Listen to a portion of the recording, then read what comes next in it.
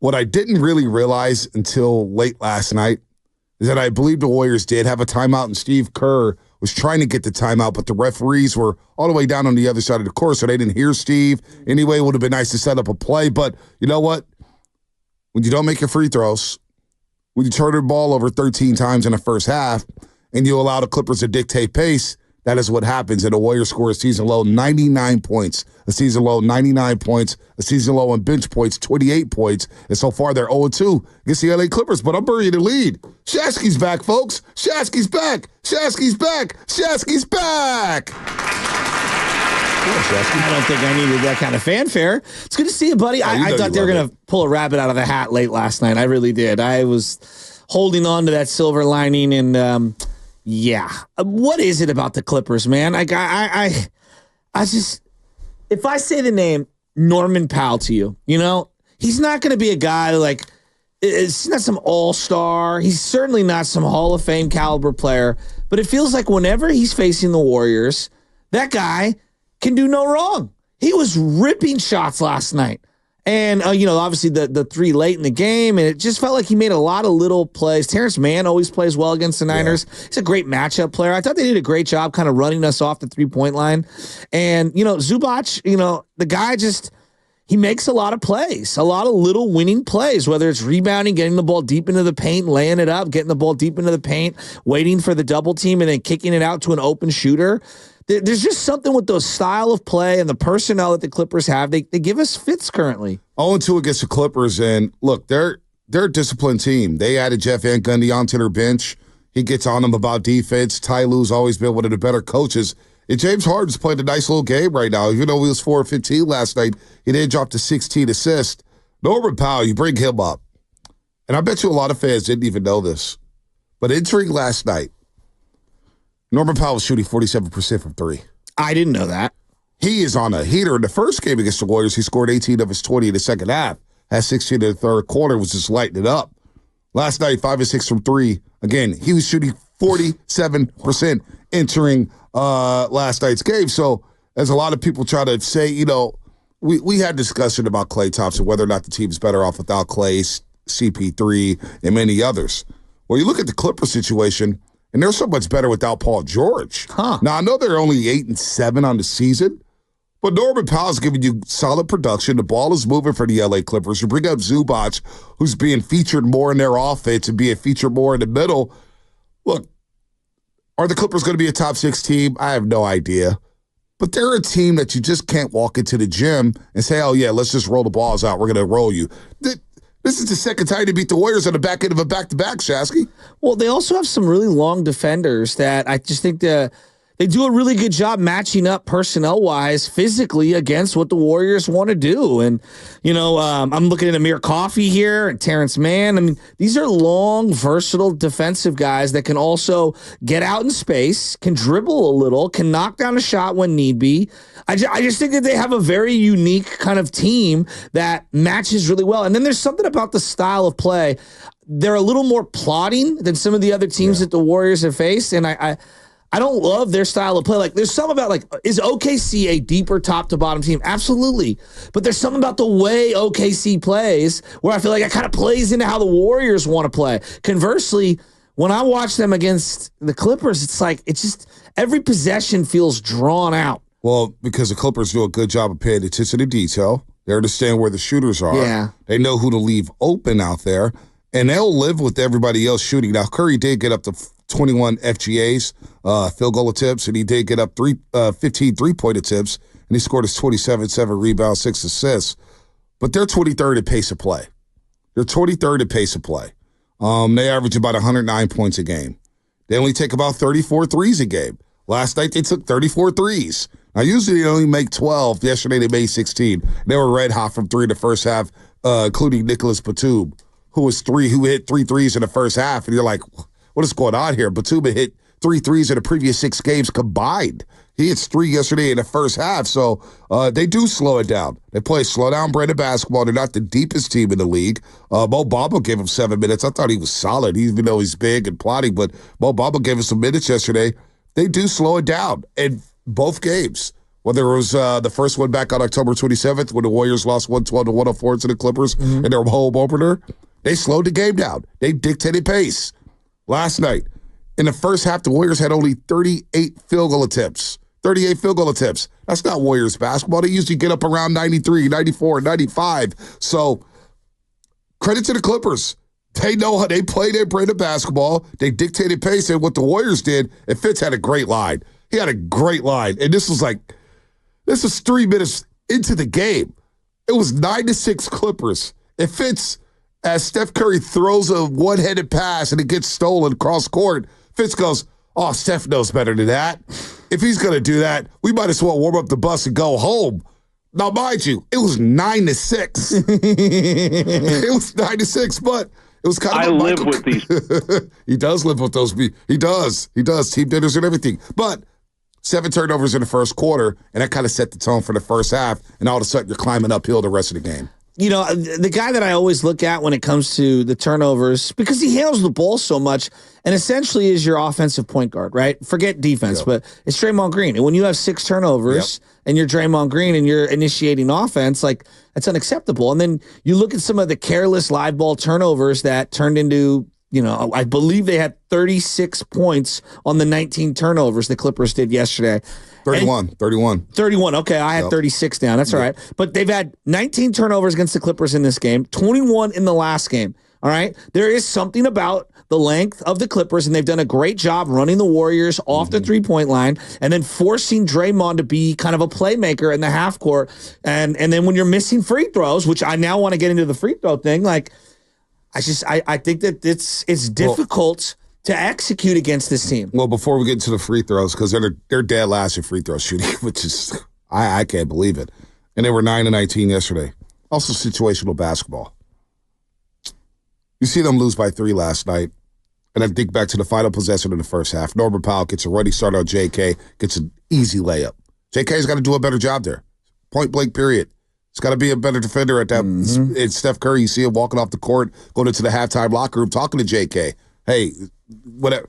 And Bully's in the studio. He's like, hey, Norman Powell's going to go take a straight line drive, go hit a layup, and he does. Clippers go up 11 at the half. And in the third quarter, tied up at 72.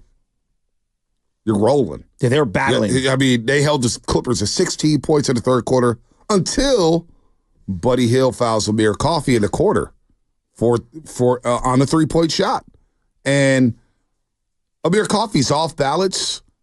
His mechanics are all off. He's not going to hit that 3. You don't really need to contest that shot. You did your job. Situational basketball. That's 5 points right there that you gave up at the end of the 2 points at the end of the first half, another 3 there at the end of the third quarter. Next thing you know, Amir Coffey somehow, some ways going 7 of 8 from the free throw line. So situational basketball, turnovers, and then the free throw shooting that's driving everybody crazy. 9 of 19. Actually, Andrew Wiggins went 6 of 8 yesterday. No, Wiggins was good. Wiggins was solid yesterday for the free throw line, but JK 1 of 4, Pods 1 of 3, TJD 0 for 2. So they're dead last in the league in terms of free throw shooting. It's pretty remarkable. Well, it's unacceptable. And what's crazy to me on the free throw shooting, they're a good shooting team. At least I believe them to be a good shooting team. So I don't understand why they're a poor free throw shooting team when you have one of the greatest free throw shooters of all time. Number 2 in 3-point percentage in the NBA. That's the what I'm Warriors. saying. 39%. They're behind the Cleveland Cavaliers, who's at 42%. Yet they're dead last. So dead last. Where are they at right now? 71% as a team. Yeah, That's incredible. This is the lowest they've shot since 2000 as a team. The Golden State Warriors. I mean, that's kind of crazy. And I don't want to pick on him, but Jonathan Kuminga is shooting 60% from the free throw line. If you're going to be a guy that's going to attack the hoop, you got to shoot free throws well. And I do believe at times when he misses a couple free throws, it takes away from some of his aggression of wanting to go downhill. Conversely, I thought that Andrew Wiggins played a great game yesterday. I know that people wanted to see him rebound a little more, and I would agree with that. I'd like to see him rebound a little more, especially on this team. He's defending James Harden. No, that's. I thought he had a great game. Yeah, I thought solid. Andrew Wiggins was awesome. But no, I'm just saying, when people look at the box score, they're going to say, "Oh, he had a couple rebounds. They're going to need him to do more." No, I thought he did a really good job, and I thought for the most part they bottled up James Harden, but Harden does get deep into the paint, and then the kickouts. No doubt. He did a good job on Harden. Harden shot 4 of 15 from the floor yesterday. It was Norman Powell and identifying him late in the game. hit 2 big threes down the stretch. It was 94-90. Fourth quarter, bang, they go up 97-90. Then he hits another one where you think the game is over, and it's 102-92. But give the Warriors credit. They battled there to try to go on a 7-0 run and had a chance to tie the basketball game late. I would actually like to see Draymond Green on one of those situations there at the final possession, square up and shoot it. Square up and shoot it. He's shooting 45% from 3. Draymond had a shot there, but he passed it. Obviously, you want to look for Steph. I get it. I'll probably do the same damn thing. But Lindy Waters III is right there. GP2 doesn't know Lindy Waters is right there. So he's going to take the ball. And you know what? No hesitation. It looked online, hits the back rim. But you know what? As Steve would say, as Draymond would say, as Steph would say, he probably didn't deserve to win that game. No, I didn't think you did. Though I was hoping that you'd steal it. I trust me. I wanted overtime, although I was looking at the clock there, 7:30 tip time. I was like, oh, damn. Yeah, what was the late? L.A. Clippers are the only team to do 7:30 starts. Do the Lakers do 7:30 too? So it's an L.A. thing. Late arrivals, traffic, got to get to the Intuit Dome. It's going to be tough. Yeah. Gotcha. Lindy Waters, you bring him up. I need him to feel like he is empowered to shoot more. Because I think for him to stay on the floor, obviously his number one skill set is shooting, and I'd like to just see him take more shots. That's just in general.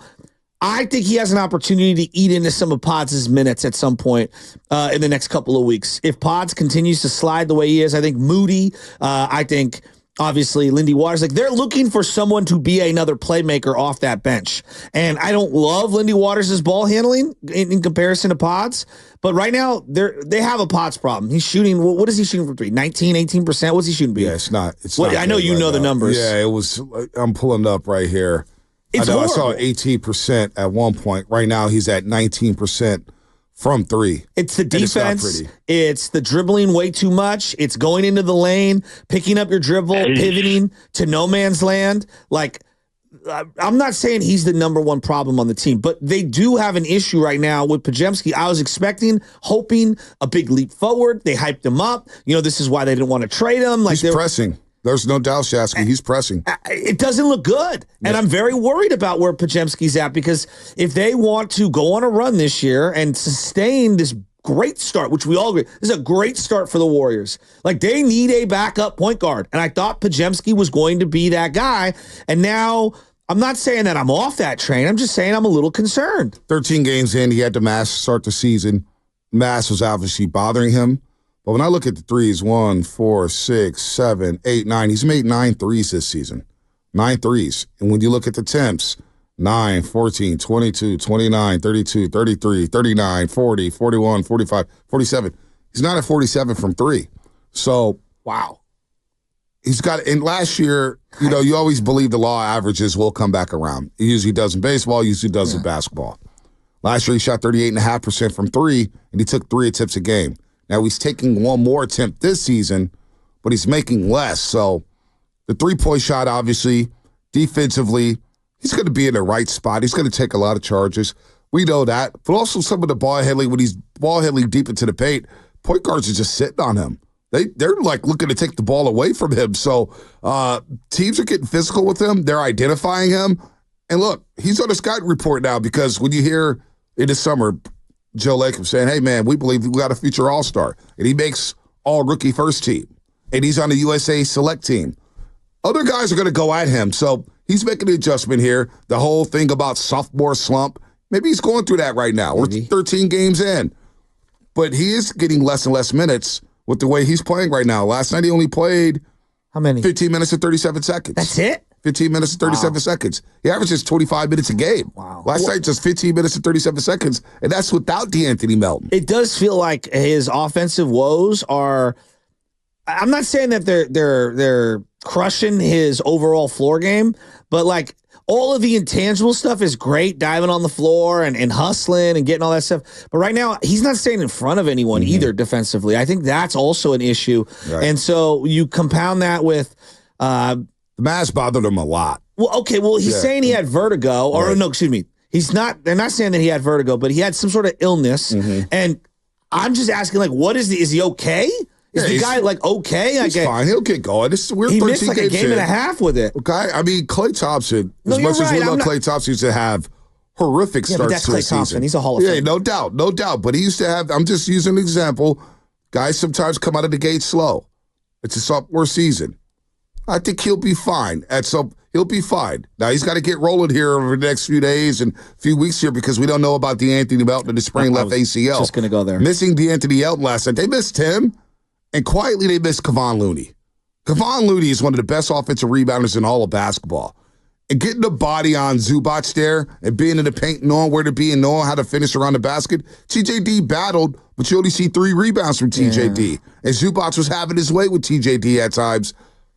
They miss Kevon Looney last night. There's no doubt about that. They may have missed him more than DeAnthony Melton. Yeah, well, the DeAnthony Melton, I'm very worried about the sprained ACL. Yeah. Obviously, you have the back, the ACL. Like, this is a guy that you're desperately going to need. And we've almost been it's like we've been teased as to what he could do alongside Steph Curry, and now that you get a little taste of it, you're like, oh my God, this is the perfect kind of a player to be your starting shooting guard and hopefully close a lot of games, play alongside Steph. That gives you that other ball handler that we're alluding to when we're talking about Brandon Podziemski, and so I think his absence is definitely felt. And then Kevon Looney.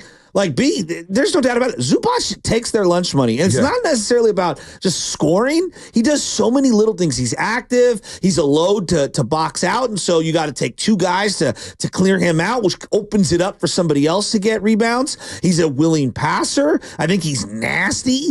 He clogs the lane defensively. Zubac is a problem against the Warriors. He has had really good games every time he's faced them. And I just look at the Clippers bench scoring as a whole. They're one of the few teams that can match the firepower the Warriors have off the bench. Well, the Warriors had a season low 28 points off the bench. A season low 28 points off the bench last night. They averaged nearly 60 a game. And one thing the Clippers do well is Zubac. He had 17 rebounds last night. They limit teams from grabbing offensive rebounds. Usually one and done against the Clippers on the offensive end. Last night, the Warriors only 9 offensive rebounds. They averaged 14 on the season a game. 14 rebounds, offensive rebounds per game for the Golden State Warriors. That's second in the league. And no Kevon Looney, he's one of the best offensive rebounders in the league. So, look, this was a Clippers game. It was their pace. They played at their pace, their speed, and they turned the ball over. They turned the Warriors over. Now, they ended up turning it over 20 times because that's what the Clippers do, but the Warriors didn't take advantage of that. It's a tough loss yesterday. Tough loss. And now you're 0-2 against the Clippers. You get the bounce back against Atlanta tomorrow, and you need to. You got to continue to stack wins here as the Warriors are 10-3. And you're a little worried about DeAnthony Melton and Loon. Now, Loon should be ready to go Wednesday as he was out with the illness, but with Pod struggling from 3. We don't know about Moses Moody's minutes. Where's Kuminga at? I think Kuminga's been solid off the bench, actually. Kuminga has been averaging over 17 a game since he shifted to the bench. Throws. To me, it's the free throws. I think once some free throws start falling for him, I believe that he'll start attacking better. He had a really nice 3, I thought, in transition yesterday. But yesterday, the turnover bug hit him. I know. Before we move on to the 49ers, just watching the last possession over on my computer, 14 seconds left. Draymond on the wing. Could have pulled the trigger there on the 3-point shot. Zubac was running out. Kind of gave him the 3, conceded the 3-point look, but I get it 14 seconds left.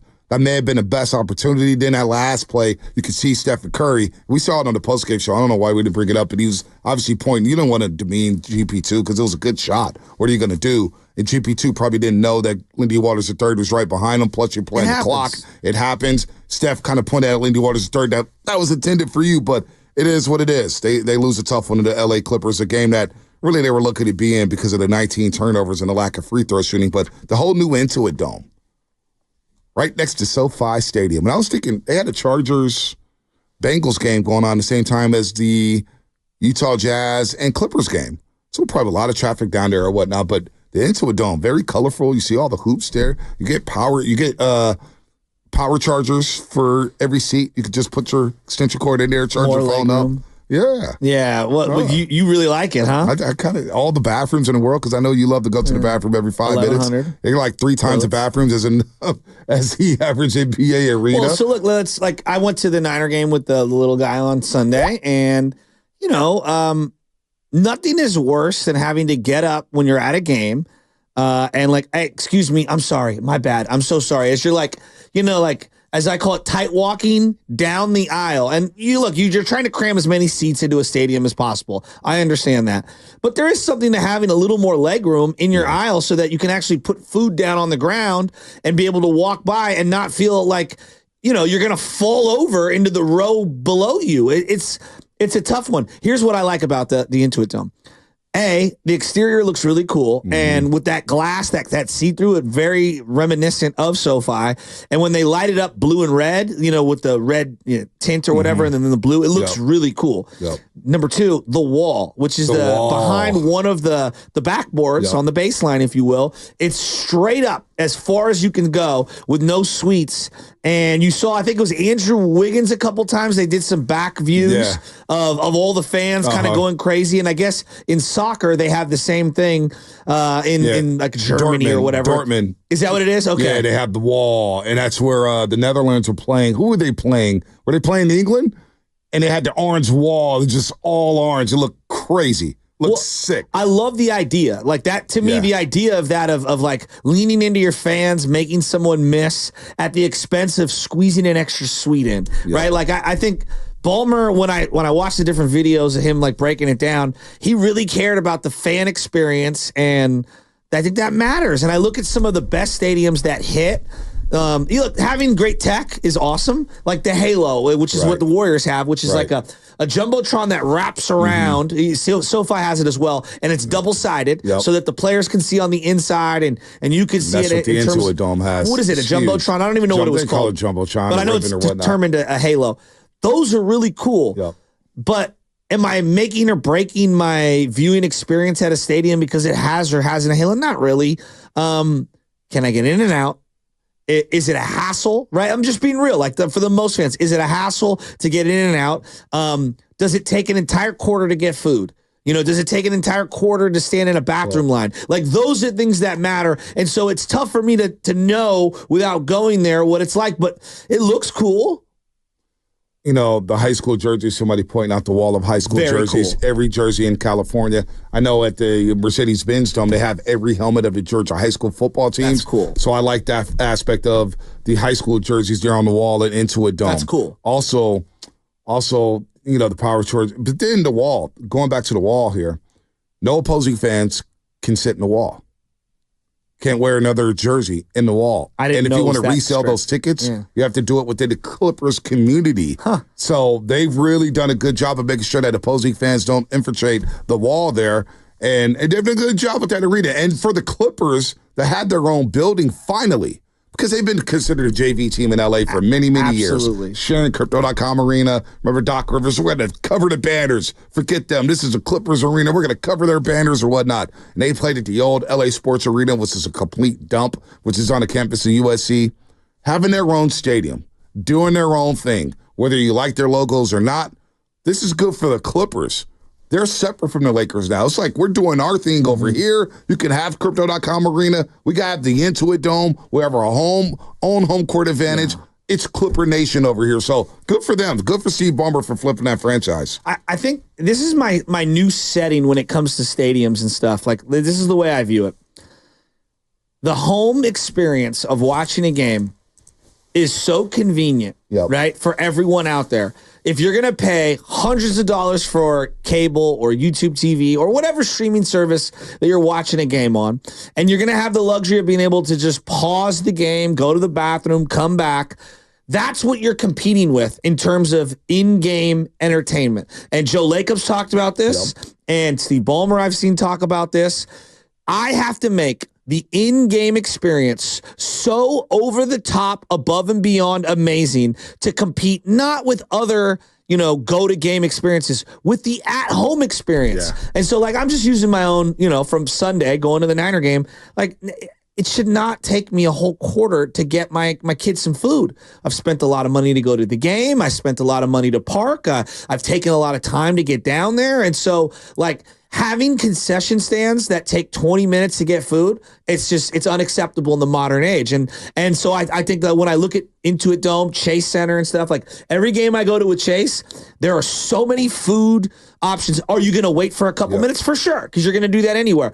But it's not 20-minute lines. It's also 20,000 as opposed to 70,000, right, which is a football game. So that's a big difference there. But I think Intuit Dome, you can buy your food on the app. You download the app, and you do everything on the app, and everything is cashless. I didn't even know that. You walk in, you scan something, you grab and go. Now, Levi's does, for season ticket holders have a blitz and go.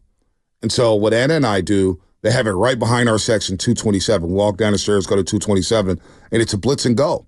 And they have nachos, hot dog, pretzel, water. Is that the all-you-can-eat for the season ticket package? Season ticket holder. Yeah, because I have that too. So you scan it, you go in, and that takes 5 minutes. And for a stadium, look, when I'm going to a football game, my setting nowadays is I'm not looking for a 5-star meal. Well, that's not what I'm saying. I'm looking for a snack. So that blitz and go is actually clutch, and we discovered it 2 seasons ago. We're like, yo, this is our go-to. Wow. We're coming here to a football game. Just get something quick and easy, a hot dog, some waters so we can hydrate, some quick chips and some cheese dip, and call it a day. Yeah. And you get a pretzel as well, a little snack. So that's been very convenient. I'm going to try that. I didn't even know about that. But Levi's, for 10 years in, getting in and out, it's definitely a problem because what I do now, it's fascinating. And you can call me a fair weather fan all you want to. I wasn't in Levi's by the time Geno Smith ran for that touchdown.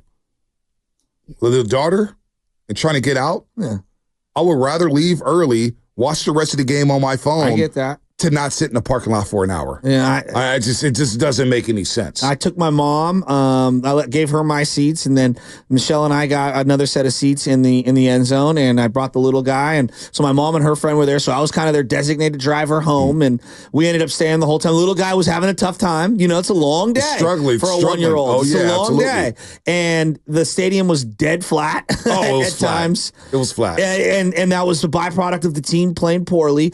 I love going to games. There's just something about being at the game and Football feeling games. it and all that stuff. But again, I go back to your point about ingress, egress, and the experience has got to be over the top to compete with not other game experiences. the at-home experience. The at-home experience. Because trust me, Anna was like, I really want to go to this game. And I wasn't really pushing it because I knew Kansas City or Buffalo was playing.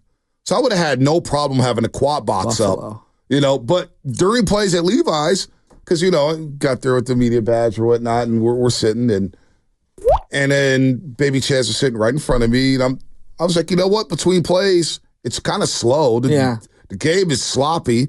You know what? I'm going to watch Buffalo and Kansas City on my phone. So I had it up on my phone. Yeah. Look, every play in football, you can time it out so much because there's 40 seconds in between plays. Everybody's running around. So I was like, it was actually pretty chill. So it wasn't that bad. And you know, stop by Laughing Monk or whatnot and called it the day. Yeah, I saw that little video that you put out. It was great. It was depressing.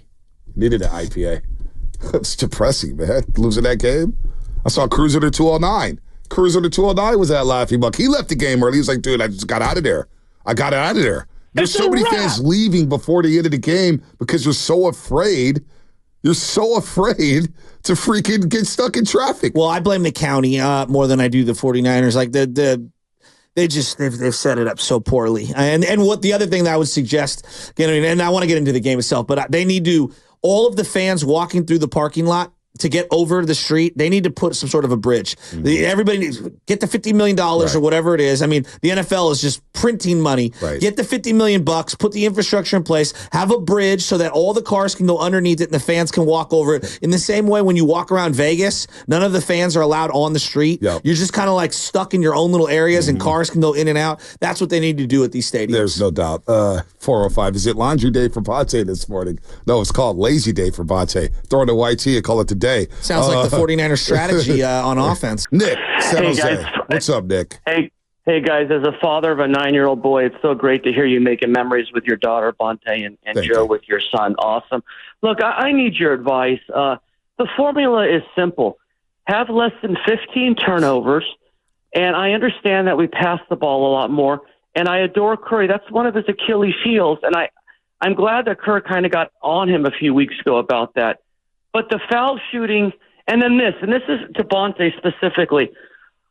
If Moody's worth $12 million a year, what I see with Kuminga is unbelievable athleticism. I know he's in his early 20s, but as Miller said, Reggie Miller, he just doesn't understand the angles yet. And I think he only played 19 minutes yesterday because he's guarding, I think it was Coffey or Powell. 3/4 of the court, and he broke his ankles, and you should have saw Kerr's body language. Yep. He's exacerbated with – so here's my question, Bonta. I know he's young. I can't give him more than $25-30 million a year. What am I missing here? I find him more disappointing to me when I watch than exciting. Talk to me. I'd like to hear what because I know you're a big Kuminga fan. What am I missing? Yeah, no, the straight line drive right before halftime drove me crazy as well as you, Nick. And thanks for the call. His contract situation, it's going to be very interesting. Now, here's my read on it.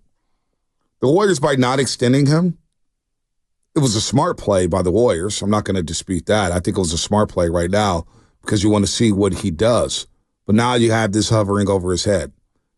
And now it's almost like in Kuminga's head, maybe, and I don't want to speak for him, but you got to think that a player, when he doesn't get that extension, is saying to myself, boy, I don't know if they really believe in me. So maybe Kuminga believes he's worth $30 billion, and that's some team will probably give it to him. But maybe the Warriors at this point say, yeah, we don't think you're worth that. And maybe, which is why this past offseason was so tumultuous in terms of Lauri Markkanen and Paul George and all these trade rumors, I don't think they're completely sold on Kuminga. Well, okay, so there's many, many questions here. The first one, I'm going to go off the reports that the Warriors wanted to give him about 30, give or take, about 30, and he didn't want that. Why do you scoff at that? No, I'm just listening. Oh, okay. I thought maybe I was misreporting that. But, like, that was a report that I had seen. Like, hey, the Warriors tried to offer him $30 million a year approximately, and he thought he was worth more. Well, I would say to Jonathan, I don't think you're worth more. And I really like Jonathan Kuminga a lot. Yeah. But if Giannis is worth 50, high 40s. Right. Like, no, you're not there yet. And maybe down the line at some point, he is worth that kind of money. But I'm kind of with Nick on this one. And I don't think that money's out there for him. I personally do not. Now, could there be a team out there that gives him over $30-35 million a year? Man, I'd be surprised. I could see the Brooklyn Nets doing it. I could see the Brooklyn Nets giving him some money. Maybe. Now, again, I don't know how to, because the new CBA has terrified everybody, the first and second apron and picks or whatnot. And now, were there numbers discussed with the Warriors and Kuminga? I don't know. I don't know what was definitive or whatnot. But right now, look, that was a setback for him. Kuminga's been playing some good basketball. No, he's a really good player. Memphis was a setback a little bit, but since he shifted to the bench, I think Kuminga's been a complete professional. Now, in terms of Moses Moody and Kuminga, I would like to see a little more from Moses Moody, but for whatever reason, he doesn't see a lot of minutes. And this is what I found interesting in Moses Moody's contract. This is what I did not know as you're listening to 95.7 The Game, KGMG, FM, and HC1 San Francisco, and Odyssey Sports Station, always live on the free Odyssey app. Moses Moody has incentives in his contract, and I did not know this. So if Moody meets all three of these incentives, he will receive an incentive that starts at $462,000 in 2025-26 and increases by a maximum of 8% each year. Now, we all saw the 3-year, $39 million deal, but in order to achieve these incentives, he has to attempt to look at this is crazy. He has to attempt at least 9 3-pointers per 100 possessions, achieving at least 60% true shooting, and playing at least 1,600 minutes. Now, he has to average about 19 minutes per game. He's at 17 right now. You get what I'm saying? I did not know you could do incentives in the NBA. I know it was prevalent in football. In the NFL, you see incentive-based deals all the time. But I didn't know Moses Moody had incentives in this deal. So what I think the Warriors are doing right now, obviously the itchy trigger finger. There's no doubt that this roster can look different at the deadline. It can look different. And you have to think that Kuminga and Moses Moody, either they're going to play well here or they could be two candidates that could get shipped off. And I hate to say that. It's just the writing's on the wall here. Yeah. It's if you're that active in the offseason looking for deals or whatnot, obviously, you have these assets and team-friendly deals with Kuminga, Moody, Podge, or whoever it is. And I'm not advocating to trade these guys away, but it's obvious that maybe everybody in this organization isn't on board with Jonathan Kuminga or not sold on him to give him a max deal. I think that's a fair assessment. I mean, look at it's been up and down, right? It's been up and down the entire way. I just look at it this way, right? Like, I think I like Kuminga. I like him at a certain price point better than I like him at like $35 million a year, right? I don't think he's currently worth that. Do I think in a different system, playing a different brand of ball, could he? Maybe, yeah, absolutely. But if you're unwilling to give Jordan Poole $29 million a year, and I thought he was a more refined offensive player than Jonathan Kuminga, though I know there's two sides to the game. You got to play defense as well. Then why would I be jumping over myself to give Kuminga over $30 million a year? So I say to myself on this team, like with Andrew Wiggins making what he's making, which is under 30, and Draymond making what he's making, which is under 30. No, I don't think Jonathan Kuminga currently should be your second highest paid player on this team. I don't. And now, if he has a monster finish to the season and he just shows out in the playoffs, look, I'll reassess my opinion. But as of right now, no, I think they made the appropriate choice. And I think Jonathan may have a suitor out there, but I think it's going to be hard to find 30+ million. I don't even look at it like that. I look at the situation as the Warriors organization just got under the luxury tax. And then they're under these aprons. And they have all their picks. Why do you, as an organization, when you finally got under the tax, I'm not going to be in a rush to give out another max deal. I just got under it. No doubt. Now let me sit back for a second and let's win some games. Let's see how this team plays out for the first couple of months. And then we can get back to the drawing board. Sure. We can get back to the negotiating table. Now, at some point, Kuminga would be worth that money, but we'll see. But the other part of this is that if you do deal him, what's kind of baked into the equation is the team on the receiving end has to have a pretty good feel of how they view Jonathan Kuminga and how much they're willing to fork up for him. And then what is he willing to agree to, right? So I do believe that whatever trade package you have out there, the trade partner, if you go down that route, has got to really like Jonathan Kuminga in terms of thinking about extending him right away. Now, with that said, I do like the combo of him and Buddy Hield off that bench. I do too. I think they come off the bench and give this team firepower. And you look at what he's done since shifting to the bench in 10 games. He's giving you 16 points a game. He's shooting 49%. Now, his three-point shot is at 37% after struggling a little bit over the last couple games. But the free throws is where he's got to get better at, 61% for the free throw line. Monty, I want to make it very clear. I love Kuminga. I really like him. Now, price point is a different conversation, but I love the player, and I think, honestly, he's had a really good start to the season. Hey, let's go to Matt in the corner pocket real quick. Matt in the corner pocket, then we'll get to Rob and San Bruno. We'll push back. See, we'll do 60 seconds of celebrating before Baldy. Matt in corner pocket, what's up, baby? Good morning, gentlemen. I'd have to give a shout-out to all the overnight heaters. They were working hard last night. Temperatures in the high 30s, low 40s. Feel me? I love it. Hey, so two things. One, Shasky, you would have loved to see Bonta at Clay's return game.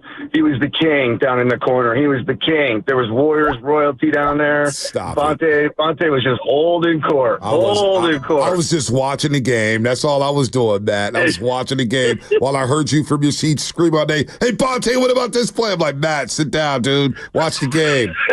He big times you, Matt. I'm sorry. No, I never big time Matt. I apologize on behalf of the show. I even talked to Matt. Was that Friday night? Did I talk to you after the game? Yeah, I know you're big time. No, you were with your peeps outside the room with your suit on, your backpack, everything else. Your girl was talking about all kinds of stuff. Like, oh no, yeah, it was good. It was the Clay night, whatever night that was. Yeah, it was Clay night. It was Clay night. Yep. What do you got? So let me give you guys one thing on Kuminga. And, there was a game last year, Bonta, I think you'll remember this. Joe, you're definitely going to remember this. I heard you talk about it. When he goes down into the post, and he had Jeremy Grant on him down in the post, and the Warriors needed to find something. And he went down and he scored 8 points in a row.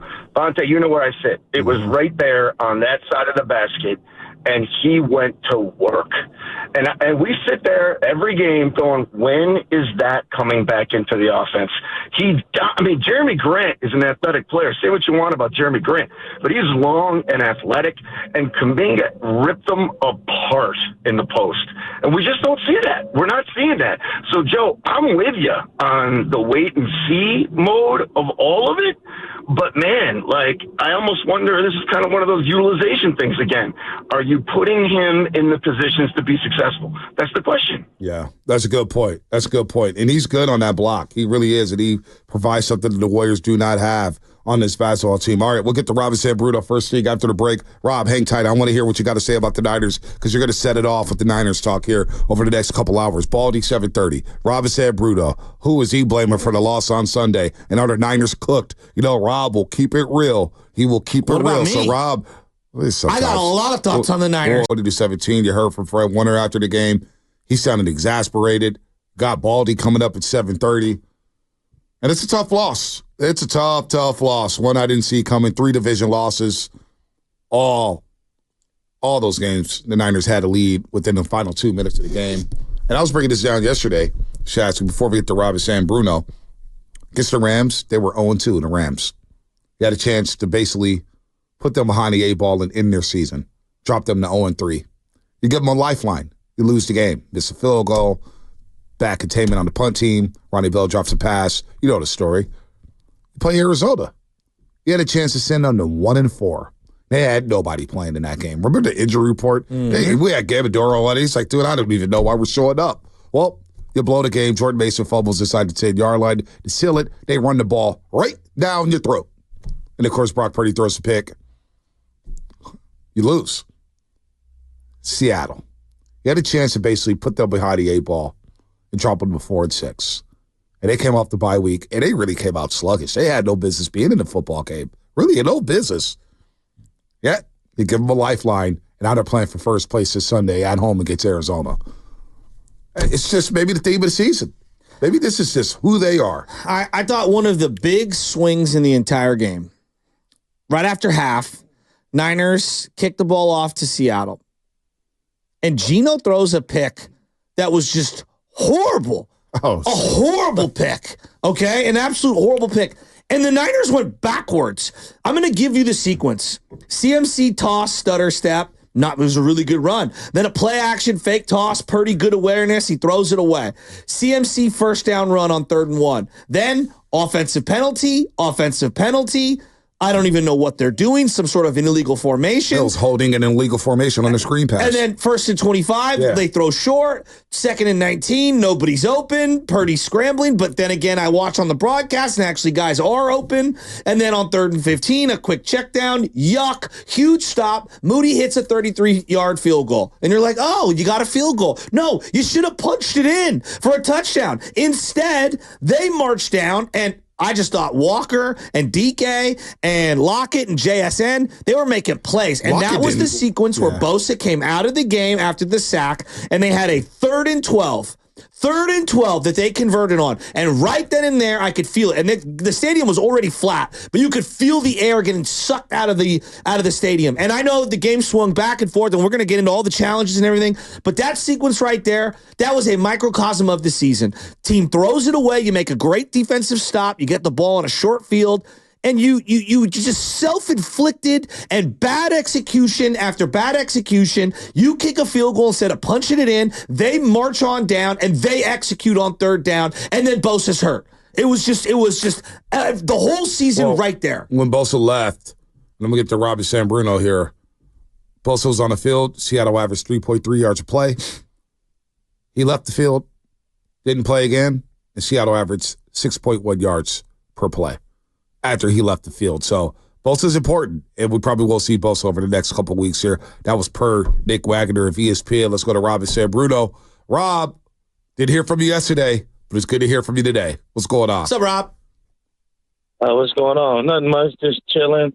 But like I said, man, the season, it resides on Kyle Shanahan and the play call sheet. Mike McDonald, we out-coached him. I agree. A couple of days ago.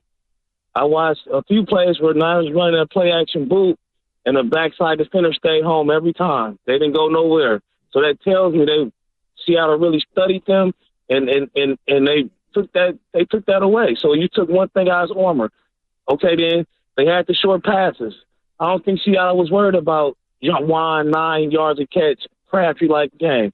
I don't think they cared about that because they know when it mattered most, they was able to stop it. They get in the red zone. Them same little 8-yard punch they're throwing to Juan Jennings, now they not working no more because they took it away. So I feel like they got out coached. And honestly, Mason needs to be playing more. I think he got more juice. He slams it down in a hole a little harder than does. CMC looks slow, man. Like the runs he had the other day, he had the runs because the offensive line opened it up and they guided him. Then it was when it was there, it was there. But when it comes to like creating some more space, he ain't what he was last year. I think Mason need more carries, and I just think, look, it is what it is. We talking about paying Purdy all his money. Look, if we pay, let's say pay Purdy that money, a lot of guys that's hurt, they're not going to be on the roster next year anyways. I think Purdy just plateaued as a player. I think we peaked last year. And I think that where he's at is fine. If you got the right players around, he's going to be good. He's more of a Matt Hasselbeck. He's not a guy that you pay $60 million to. 30 for the next 3 years, draft a young guy. Let me ask you about Debo and some of the separation at the wide receiver spot, Rob. We're going to get to ball to you about this. I was alarmed at the lack of separation from these wide receivers on Sunday. I mean, I'm not, because the Niners' passing system is basic. They don't stretch the field, and teams know that. So they just don't. There is no threat of them going over the top. They just don't sit on the slants, the crossers, and the inside digs and all that. They're not going to give them the respect. They're not going to use it. So and this the NFL. You're not supposed to get 5-6 yard separation. It's supposed to be tough. Right. That's where the coach is supposed to help you get downfield. So when people say, "Oh, separation," no. When I watch some of the greats, the Jerry Rice, the T.O. didn't get a lot of step. He just got the ball and made plays when he got the ball. Juwan Jennings. Juwan Jennings was awesome. That's what I'm saying. Yeah, right. He was awesome. And he got no separation. Explosives. I mean, no, I agree. It looks like these defenders have vice grips on the wide receivers. Vice grips. Yeah, these guys can't even get off the line of scrimmage. You still got to make plays. Yeah, but you can't get off the line of scrimmage. Well, these guys aren't making plays. They're not even getting off they're not getting off the press, man. They're not being able to run routes. But here's an example. I get it. Like, players got to make plays, but they're not even uncovering at all. Like Ricky Pearsall, I was saying, where's Ricky Pearsall at? Where's he at? But Bonta, like, this goes back to play calling. And look, it's a combination of things. I don't think it's all on Shanahan. I do believe player execution killed multiple drives. McKivitz, Banks. Play calling's not going to help guys get off the line of scrimmage. No, yes, it does. Because on 3rd and 4, yes, for example. You call whatever play you want to. These guys can't separate and run routes. Debo right now is not a good route runner. I disagree. He's not a good route runner right now, Shasky. Come on, man. No, I'm saying I disagree. There are little wrinkles that you can do as a play caller to set your guys up. For example, 3rd and 4 on the drive where they did score the touchdown with Kenneth Walker. JSN gets wide open on this rub route. It was a beautiful combination play, and they had Barner coming across, and basically they just played everybody. They were running this play over and over and over again, and they had this huge soup, and by the time Diamond Lenore comes out of the break, the guy is wide open for a simple 5-yard pass to move the chains. Like, little tiny things like that. Does it work every time? No, but there are some things that I thought that Seattle did schematically was just brilliant. Look, at the end of the day, guys have to make plays, and I understand what your point is about separation. But there's also stuff that you can do in the passing game to free guys up. There's no doubt. But at some point, you got to win one-on-one matchups. No doubt. When you're paying Debo all this money, and I spent a first-round pick on Ricky Pearsall. Now, I don't know if there was many plays designed for Ricky Pearsall. I have no idea. And obviously, they missed George Kittle. Like we're very lean here. They missed George Kittle tremendously 100%. In this football game. They had no speed in the middle of the field, and the creativity with the play calling. I do wonder, like, why the 49ers don't throw outside the numbers? Why? Is it because of the quarterback, or is it because that's not how Shanahan rolls? It's very strange to me. DK, Lockett, and Smith and Jigba, they were in lockstep with Geno Smith in the outside routes all day. The Niners were giving them cushion, and the amount of times that he ripped a throw beyond the numbers toward the sideline, I must have counted 7 or 8 of them in that game. So you're 100% right. We do not throw to the outside. But Bonta, the guy that you're not talking about, who I think is the best player that I haven't talked about enough, Devin Witherspoon was dominant in this game. He was dominant in this game. He was incredible. Devin Witherspoon is an amazing secondary player. There's no doubt he's a great secondary player. He's a great corner. That's why they drafted him in the top 10. He's a baller. But for whatever reason, and Shanahan threw outside the numbers when he had Julio Jones in Atlanta, and he was calling plays. You know, they were making plays out all over the damn field. They used every blade of grass in Atlanta that season. I don't get the schematics in the passing game where guys are running out routes, and I see Pearsall run out routes here and there and get open, and Purdy just doesn't, whether he doesn't pull the trigger, whether that's the primary, I have no idea. But the passing game does, like Rob said, it does feel outdated. Now, I think they need some more juice at the wide receiver position because, yes, play calling could be a bit better and freeing these guys up. But sometimes you got to just band up and win matchups. And these guys did not win matchups more times than not. No doubt. Sunday. They just didn't. I'm sorry. Juwan Jennings was really the only guy on offense that showed out. I thought CMC tried hard, but he didn't have a lot of juice right now. He doesn't have juice. He just doesn't have the same wiggle. Look, I'm not saying tanking because a lot of people are coming at me about taking. Brad Gilbert, I was talking to him yesterday. He was at the game. He was at the Warriors game. So he hit Bully. He was at Clippers Warriors. And he goes, Bonta, you can't take with the 49ers. I said, I'm not taking. But I'm looking at CMC. And Dre Greenlaw doesn't seem like he's close to playing right now. Just shut them down for the rest of the year. But here's the thing with the CMC. I get your point. Here's the thing on the CMC. Does that even mean that he's healthy 100% next year? I don't even know. So I don't even know. But if his Achilles snap right now, then he's going to be out until they're going to be all out next year. I feel like they're damned if they do. But he can't get to the second level right now. Every run play felt like it was going left anyway. He just doesn't seem like he has that burst when you're watching him. Just look at like Greg Cosell said, he looked like CMC last week. I disagree with Greg Cosell, and I know he's an expert. He knows a lot more about football than I do. But I don't see, like, I'm at the game, and I'm looking at CMC, and I'm just like, can you play Garindo? Can you play Mason? Like, I'm with Rob. Well, mix him in a little. Care. But Garindo had the 76-yard run against Seattle. He's got Mostert-type speed. Yeah. This offense needs speed, explosiveness. Well, it felt like once Mason fumbled that kick return, like Shanahan was done with him. I just don't get it. I don't get it. You're running CMC, who's just bilateral Achilles tendonitis. I'm sorry. I disagree with the notion that, just feed him. No, you got to spread the ball around. You have Garindo, and that's what I want to see. Can I see Garindo? Can I see Cowie? Can I see Pearsall? Because if the season doesn't go anywhere, I need to know going into the next season, can I count on these guys? Not a bunch of question marks like we had with Rodney Bell going into his second year, or question marks with other guys like Trent Taylor or Richie James Jr. I need to see what Cowie is, I need to see what Pearsall is, and I need to see what Garindo is moving forward. Well, they keep running these jet sweeps with Debo, and they're not working. They're just not working. Oh, those are done. Debo's so sluggish right now. It's just dude, Shasky, he doesn't run good. Like, I don't care. I don't even care if you diagram good plays for him on rub routes. Can he even get outside on the rub route right now? I would like to see them, if they're going to utilize him, like out of the backfield as a pass catcher. Like that's the way I'd like to see him, deployed at times. I don't know what's going on with Pearsall. Juwan Jennings is making plays left and right, but here's the problem with their offense right now. On key downs, how many times did they throw short of the sticks? Because guys are in Purdy's face, and Juwan has to go hot on a lot of these routes, and so he's cutting his routes 3-4 yards short, and then he's got to fight through 4 or 5 tackles. They missed Kittle so bad in this game. And then I just thought the offensive line, Brendel had a bad penalty. McKivitz had multiple bad penalties. Banks had multiple bad penalties. I mean, guys were not executing at all. McKivitz had a bad game.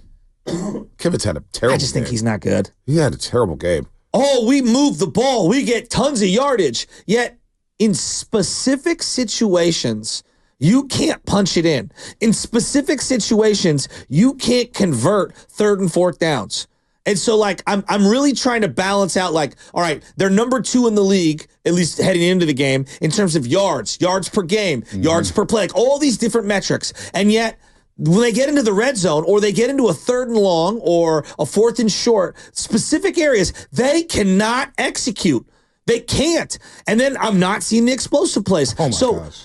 I'm going offense here because I think their problems are on offense. You spend the money you spend and you're gearing up to pay a quarterback. Yeah, I'm going to look at the offense. And you know why? Because the coach cuts his teeth on the offensive side of the ball. And I'm saying to myself, the run game just does not. It's not generating the big runs that we're accustomed to. And here's the other thing. Yeah. I looked, a lot of their big chunk runs came in spots after a penalty where you're pushed back. Defense kind of sags off you a little. I'm having a hard time with this team. George Kittle was dramatically missed. Did you think that they missed him that much against Seattle? I did too.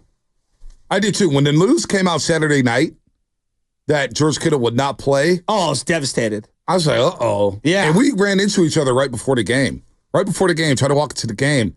What'd I say? I was like, I don't really feel good about this. What did I tell you about the parking lot? I go, bro, it's flat. It's flat. I was like, I'm not really feeling it. I'm not really feeling it today. And then let's get to Brock Purdy, right?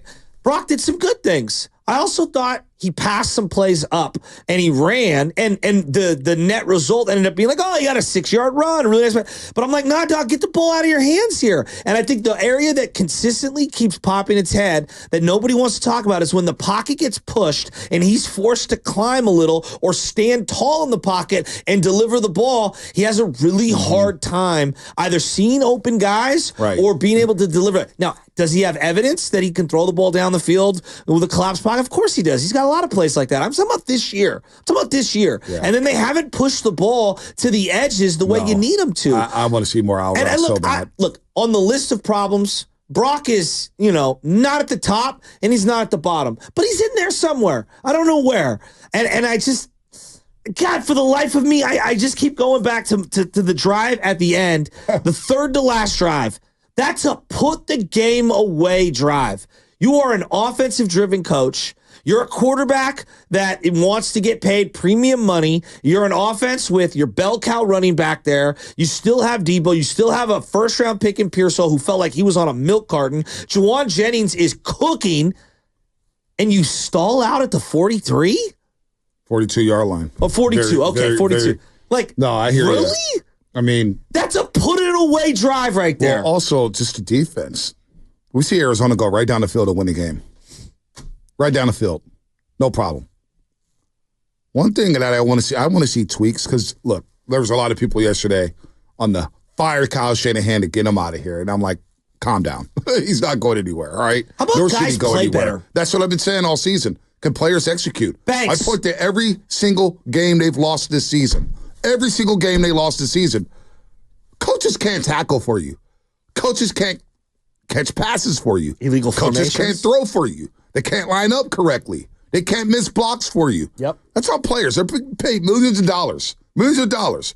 All the coach can do is call it up and put you in the right position to make a play. Now, you can argue that Shanahan's not putting his premium players in a position to make a play, but maybe these premium players are just not premium players anymore.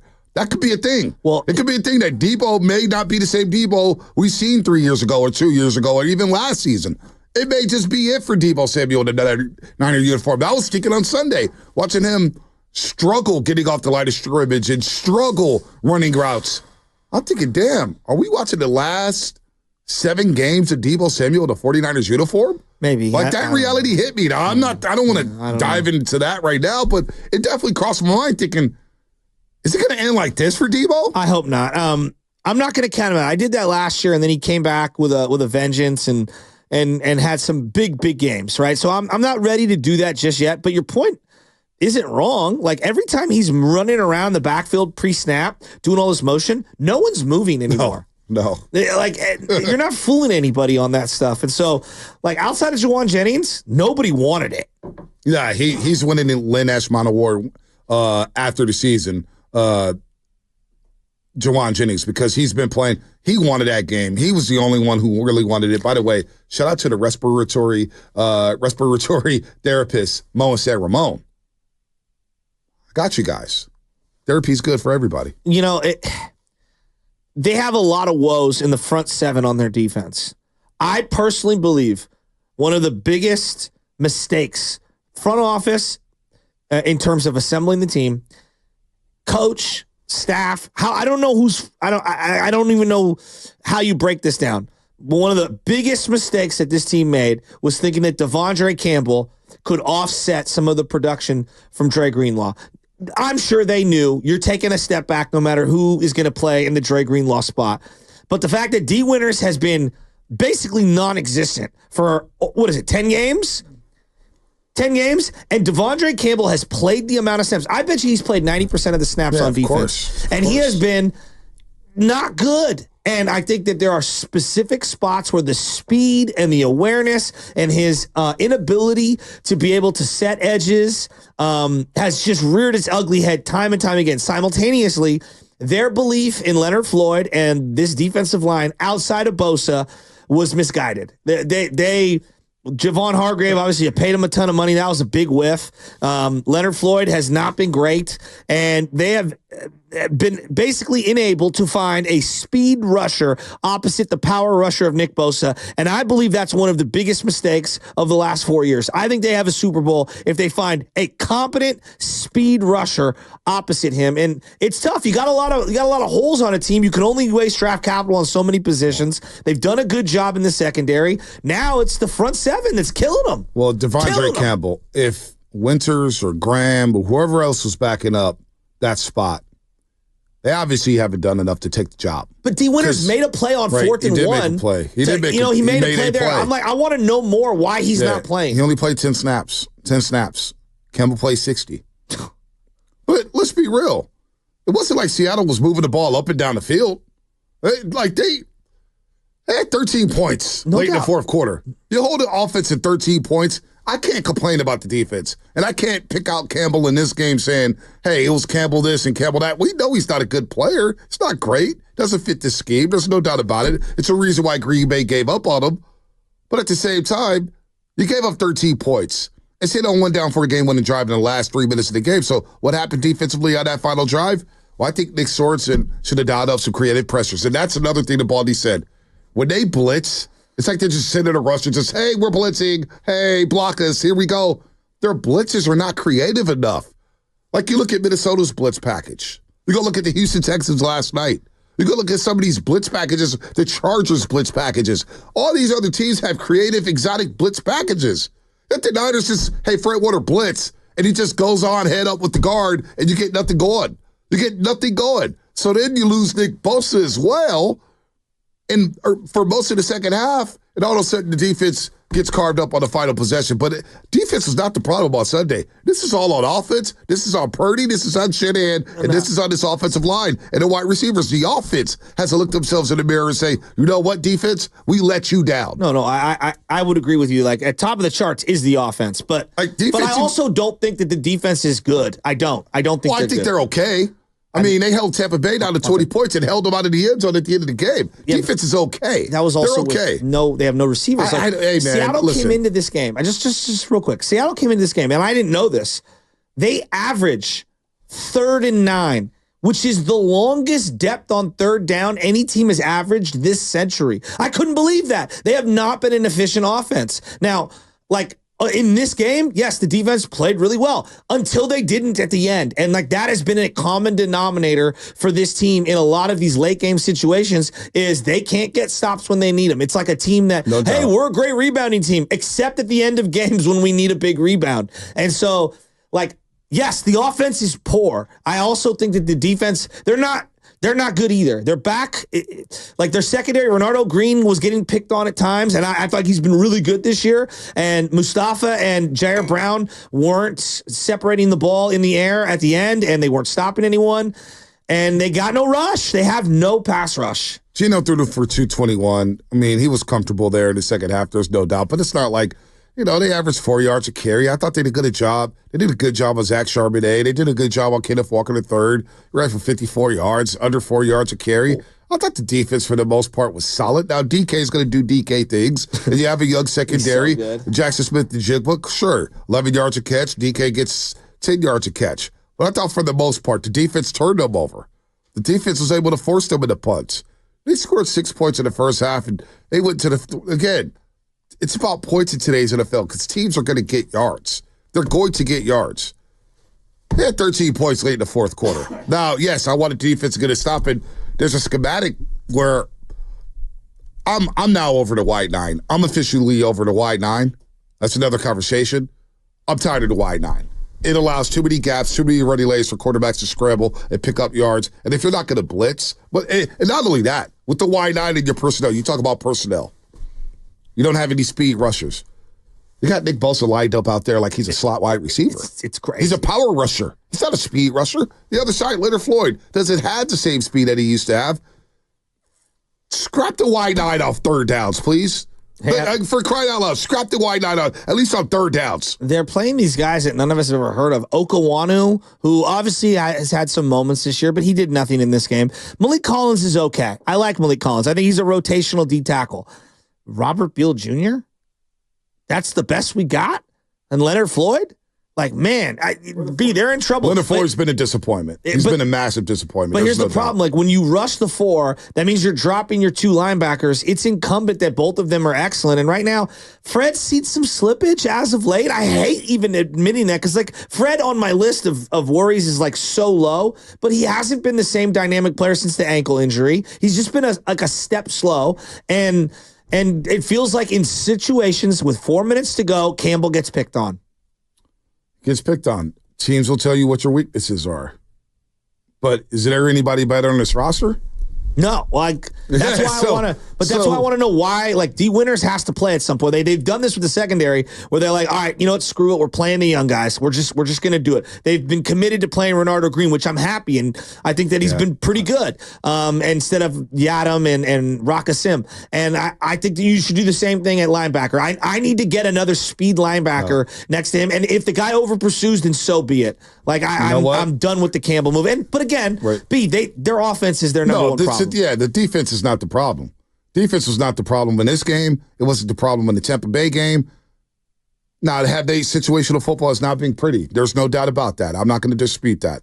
But when you look at these game logs and you look at what's transpired this season, it's the offense taking a major step back. This is a team that went 30 points a game last year and was lighting up everybody and setting franchise records. You may not have a 1,000-yard receiver this year.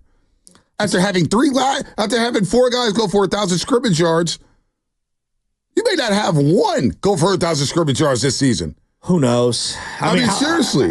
But like, it's on the offense, in my opinion. Now, Jawan Jennings is close to 600 yards. He may get 1,000. I think it's been really solid. Kittle's at 560. But other than that, the explosives. Jawan Jennings might be your Len Eshmon Award winner. No, he is winning the Len Eshmon Award. As I mentioned earlier, he's going to win that award. Yeah. There's no doubt. He's the most inspirational on this team. It's the last game of the regular season into a dome to the Clippers, but the Warriors have lost 5 straight games dating back to last season against the LA Clippers. Are 0-2 this year, 2 of their 3 losses against the Clippers.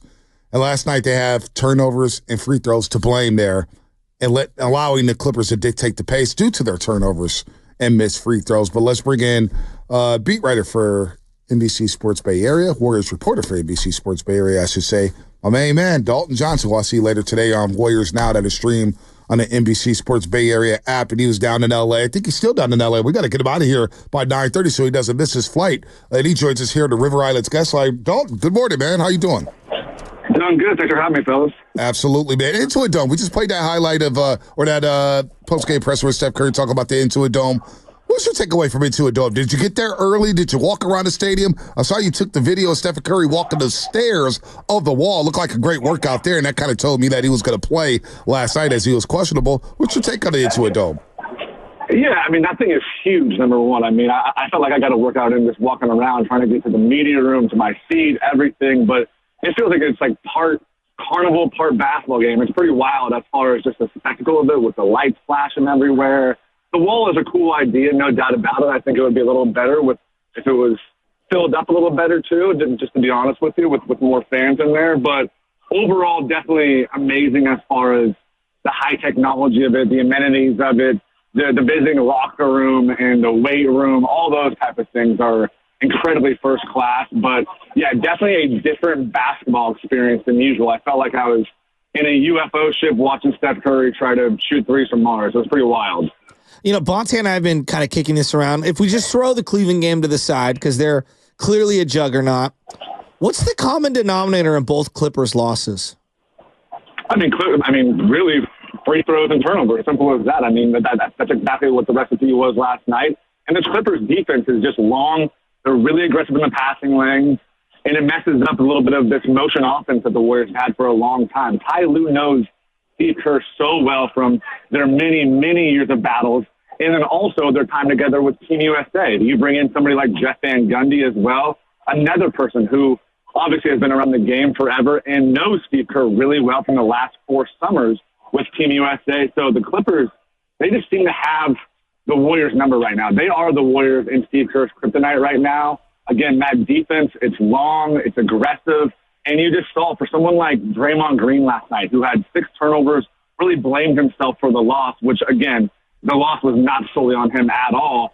But he took that accountability because you would see times where he's trying to get those kind of passes to Steph Curry, where usually their chemistry, their connection is so spot on that he can get those in even when it seems like there's nowhere for the ball to go. But no, you see the Derek Jones of the world, Chris Dunn of the world, even Amir Coffey, those type of guys who just play their role really, really well. They really muck up this Warriors offense. No, they do it. Norman Powell's gone crazy against them in 2 games there. He's shooting over 47% from the three-point line. But let me ask you about a player, because we know Steph's going to be fine. Steph had a solid game last night. Draymond, despite the 6 turnovers, I think he's playing well. He probably could have shot that 3 with 14 seconds left, but he waited on it and passed it around before GP2 finally got the last shot there. Brendan Podziemski, now that DeAnthony Melton could be out for a while with the sprained left ACL, and they need another ball handler, which they sorely missed last night, it felt like. Where's Pods at confidence-wise? What are the coaching staff saying about him as he's shooting 19% from the three-point line? It seems like he's pressing a little bit, Dalton. He is pressing. He's struggling. And, he met with Steve Kerr. He met with Mike Dunleavy to go over it. They're really trying to get him to be confident with that shot. And you see it in games that he just doesn't look really confident with his shot. And it's not just the shot from long distance. There was a time, and I think it was the fourth quarter, where he drove to the basket and he just giving up layups. Where he drove, he had an open lane, and then kicked it back out, where it was like, hey, man, get your points right now. Like, they need points badly right now. They need to find a way to get in a rhythm right now. And he needs to find a way to get in a rhythm right now. And the easy buckets could hopefully open up the three-point shot for him. So he's someone who really presses really hard. We know he's an ultra competitor, but it's been clear that this season you've seen some of that outward frustration when he's missing his shot. And I think that they're really trying to breed the confidence in him. The previous few games, his shot was looking a little better, including at the free throw line. But for someone who has nice touch, free throws actually, these last 2 seasons have been an issue for Podziemski, which really, is an indicator a lot of the time about how your three-point shot is going to be. And again, they're really just trying to get him to be confident, to slow down a little bit, because just watching him, it feels like you can see everything speeding up in his head, and he's trying so hard instead of just doing and letting the game come to him, as we've seen him do so many times in the past. Draymond's had such a great start to the season. It's seeing what happened Friday night is just a tough one for a variety of reasons. Is there any leftover residue from the Zach Edey incident and the Memphis Grizzlies complaining and crying the day after? I don't think so. I mean, you look back at the tape, and yeah, it's not a great look. I don't think it's like overly egregious. I think more than anything else, Draymond is annoyed with the Grizzlies and obviously with their head coach. But I don't think that it's going to carry over by any means. Look, I can't speak for Draymond, and I can't speak for what's going to happen next, because we know that we've seen that the way that this has played out in the past. But no, I think that he really has been in a very good place this season. I think he's been really grounded. I think he's had his head on right this entire season. He's been locked in, guys. I mean, it seems like he's really kind of trying to take on a leadership role. He's really tried to kind of refocus himself. And, yeah, that definitely was a blip in the road as far as refocusing yourself, obviously. But from everything that I saw, focus-wise, keeping his head in the game, sure, does he look frustrated at referees time and time again? Yeah, of course, and he's always going to do that. That's just the competitor that Draymond is going to be. But I don't think I saw anything spill over from the incident by any means. Yeah, I'm with you there. Draymond has been locked in as we're talking to Petaluma's finest. Dalton Johnson, NBC Sports Bay Area here on the River Islands guest line. Draymond's been locked in. He's playing phenomenal basketball. Looney obviously was missed last night due to the illness. They could have used him. Another big body on Ivica Zubac. But where's DeAnthony Melton at? What is the latest on him and his sprained left ACL? Because he was starting around in form. I think before the previous 2 games, Dalton, he may have been 7 of 14 from 3, if I'm not mistaken, 50%. Felt like he was starting to get to a rhythm with the starting 5. What's the latest on DeAnthony Melton? They're still trying to figure it out right now. It seems like the timetable is not nailed down quite yet for DeAnthony Melton. I expect there to be some news, obviously sooner than later, probably really soon, because it has been a little bit now for him. But his loss is definitely glaring. It's big because it just feels like he connects that starting lineup so well. Someone who is really about Steph Curry's height. He's 6'2", 6'3", but he has that 6'8" wingspan, and he is just really, really tough for opposing offenses, for his activity on the defensive side. And when he's hitting shots at that clip, again, he's someone who I think just connects both sides of the ball really, really well. But I do want to hit on Looney because he was really missed last night. I thought you look at now Zubac in 2 games against the Warriors has 18 rebounds in the first game, 17 rebounds last night. He almost had half of the Clippers' rebounds, and Trayce Jackson-Davis only had 3 rebounds. I'm looking for Trayce Jackson-Davis to get a lot more aggressive on the block, to find a body, and again, just even if he racks up a foul here or there, that's okay in my eyes. I want to see him just be more aggressive down there. He does not have one game so far where he has double-digit rebounds. He's had 2, I think, games with 9 rebounds, but he's also had a game with only 1 rebound. He's had a couple games with only 2 or 3 rebounds. I really want to see TJD start to get after it on the block and get up, snatch the balls off the glass, and again, find a body, throw an elbow, get a hip in there. That's what I'm looking for TJD to do, because Kevon Looney's loss last night was really glaring to me. Yeah, one of the best offensive rebounds in the NBA this season, Dalton. So, you about to take off, Dalton? Oh, yeah. Just about to take off from LAX, getting back to SFO. I'm going to enjoy some Bay Area weather before it starts to pour down here in Petaluma. Oh, man. Damn. That quick flight to LA is a nice one, Shasky. It's a nice one. It's just 45 minutes. All right. We don't want to make you miss your flight. I'll see you later on at 4 o'clock today. Get some rest, buddy. Thanks, guys. Always fun. All right. Anytime. Dalton Johnson, Petaluma's finest here on the River Islands guest line. That's my big concern. D'Anthony Melton, man. This was my favorite free agency signing because this guy's a player. He really is a good player in health. His body's failed him the last couple of years. He's back with the Philadelphia 76ers, missed 44 regular season games, only plays in a 1 postseason game. This season, he's already missed, 7 games? And you see the value that he brings to the team, both as a ball handler, a 3-point shooter, and then as a really good defender. They're going to miss him in the starting lineup, and they're going with Lindy Waters III, and I thought Lindy Waters III was fine. I wanted to see him shoot a little bit more, or maybe you go to Moses Moody in the starting lineup here, but that guard next to Stephen Curry, man, I wonder if Steve Kerr would think about going big again and going with Kuminga back in the starting lineup. Even though I like Kuminga's role coming off the bench and he's doing his thing next to Buddy Hield, Steve Kerr may have to tinker with his lineup again. But then the free throw shooting, guys got to get in the gym. Willie was talking about it yesterday. Get in the gym, shoot 100. You don't think GP2 would get an opportunity to go back into the starting lineup? He probably will. Just in the interim. But then you want a little more balance offensively. I know. I'm just asking. Because the spacing now, look, Draymond's hitting his threes at a 45% clip. Can GP2 get that 3-point shot up? And then you have TJD and Wiggins, so you're going to compromise the spacing. You're going to make it a lot difficult for number 30, Stephen Curry. It just feels like you're giving up one or the other. Yeah, I want to see a little more balance. So is Moses Moody there? Lindy Waters III was moving around well, but he was. The turnovers hit them, man. You got to take care of the basketball. Well, and then Draymond, turning the ball over. You and I haven't discussed it. The Zach Edey play Friday night. Much to do about nothing for you? Yeah, it's already gone. It's already gone. It's coming went. They upgraded it to a flagrant 1. It's all good. I know. He had a 51-day streak of no flagrants, and damn. Yeah, it's fine. It's it's all good. He's still, guess what? 13 games down. How many technicals did he say in the podcast that he would have for the season? Less than 10. Less than 10. We're already at how many? 2, 3? Yeah, that's fine. First month of the season? Hey, he knows how to space them out. No, he does. He literally doesn't, actually. No, he does. He does know how to space them. I think he's only got popped for the 16 one time. He drives up to that edge. I mean, you're focused on something 2 days ago. It was fine. They got over it. No, the Memphis Grizzlies put out a report on a Saturday. Yeah, of course. About how they broke the code. Because that's what the Memphis Grizzlies do. That's what they do. I just want to see Dre, the way he played for the majority of those games, and not doing the extracurricular shenanigans. That's been the hallmark to their success. It really has. He has been second best player on the team. Yeah, no doubt. No doubt. And I think yesterday, one of the big encouragements was seeing Andrew Wiggins play really, really well. Mm-hmm.